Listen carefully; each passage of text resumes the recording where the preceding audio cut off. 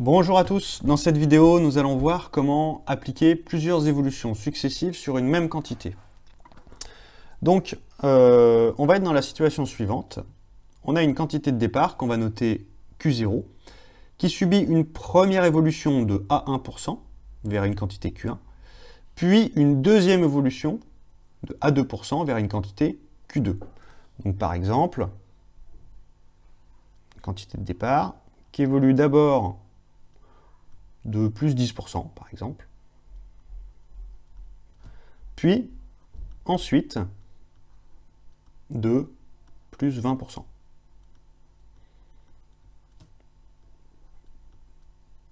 Donc ça, c'est le contexte de la définition. Alors, pour avoir la valeur finale, Q2, qu'est-ce qu'on fait? On fait 1 plus 1%, donc ça correspond au premier coefficient multiplicateur, donc C1, multiplié par 1 plus A2 sur 100, donc par C2, multiplié par la valeur de départ. Et le pourcentage d'évolution globale, il est tel que quoi? Il est tel que le coefficient global, C, donc par combien il va falloir multiplier Q0 pour arriver à Q2, et bien ça doit être tel que C doit être égal au coefficient C1 multiplié par le coefficient C2. Donc en gros, on multiplie d'abord par C1, puis par C2, et donc ça permet d'avoir le coefficient global de l'évolution. Alors, première remarque très importante, si on a plus 10%, plus 20%, on ne peut pas faire plus 10, plus 20 est égal à 30%. Ça ne fonctionne pas. On ne peut pas faire ça pour la raison suivante, c'est que 10%, ça représente 10% de la quantité de départ. Et on pourrait additionner les pourcentages si 20% ça correspondait aussi à la quantité de départ. Or, on rajoute 10%, on obtient une quantité intermédiaire Q1, et on rajoute 20%, mais on rajoute 20% de Q1, pas de Q0. Donc, 10% de Q0, c'est pas la même chose que 10% de Q1. Donc, on ne peut pas additionner les deux pourcentages, puisque la quantité de référence, la quantité de base, n'est pas la même. Donc, on n'a pas le choix, on est obligé de passer au coefficient multiplicateur, on multiplie par le premier coefficient, puis par le deuxième, et on obtient la valeur finale. Donc on va faire un exemple. Un voyagiste vend un séjour en Chine au prix de 2000 €.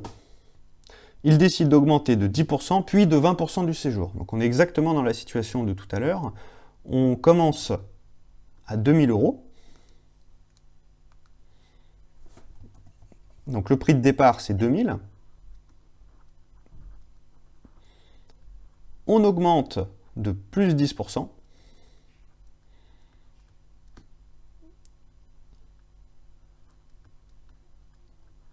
Et on augmente ensuite de plus 20%. Là, la question, c'est quel va être le prix final? On applique la formule, on sait que Q2, ça va être égal à le premier coefficient, donc 1 plus 10 sur 100, multiplié par 1 plus 20 sur 100, par le deuxième coefficient, multiplié par Q0, donc c'est-à-dire multiplié par 2000. Bien, 1 plus 10 sur 100, ça nous fait 1,10, donc 1,1, on a rajouté 10 centièmes à l'unité, multiplié par 1 plus 20 sur 100, donc on a rajouté 20 centièmes à l'unité cette fois-ci, donc 1,20, donc 1,2, et ça doit multiplier 2000. Bien, et là on va prendre notre calculatrice. 1,1 multiplié par 1,2 multiplié par 2000.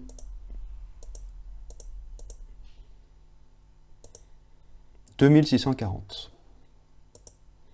Donc le résultat qu'on va pouvoir noter ici, 2640.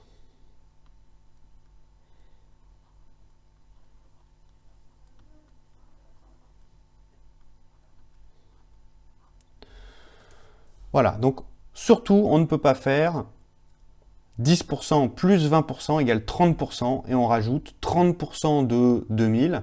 Donc on sait que 10% c'est 200, 30% ce serait 600. Si on rajoutait 30% à 2000, eh ben on trouverait 2600 euros. Donc on voit bien que ça ne fonctionne pas. Là, en fait, on trouve 2640.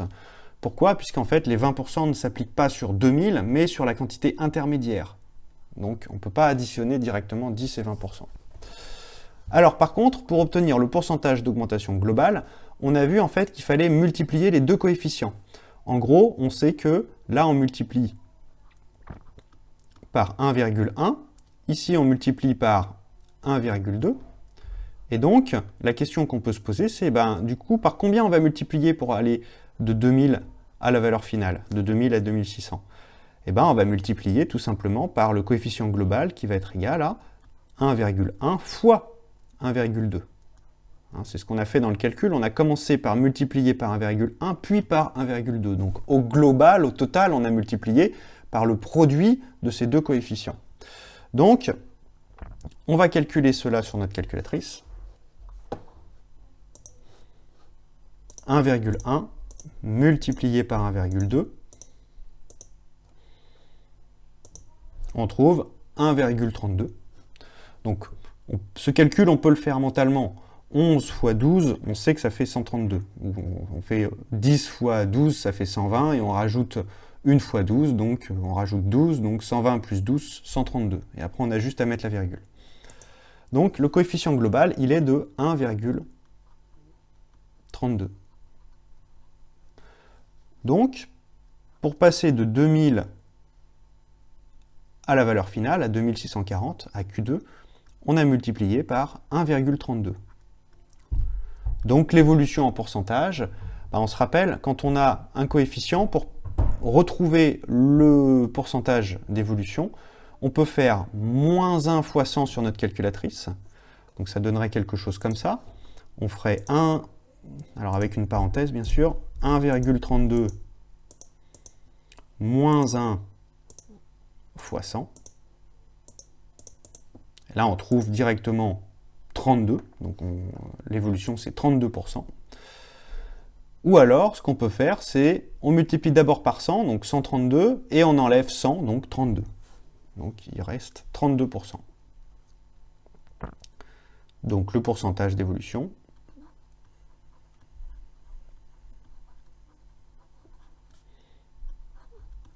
global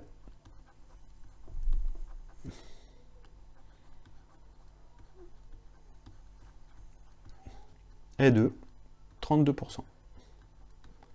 On peut aussi regarder ce qui dépasse de l'unité, c'est-à-dire que 1,32, on peut l'écrire 1 plus 32 sur 100. Et donc là, on voit bien que le pourcentage, il est ici, c'est 32. Voilà. Cette façon d'écrire les choses permet vraiment de justifier que le pourcentage est de 32%.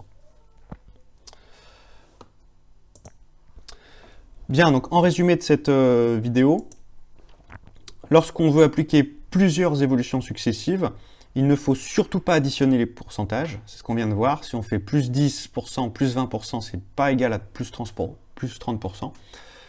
La bonne façon de s'en sortir, c'est de multiplier les deux coefficients multiplicateurs. Et à partir de ces du résultat, on peut retrouver le pourcentage d'évolution.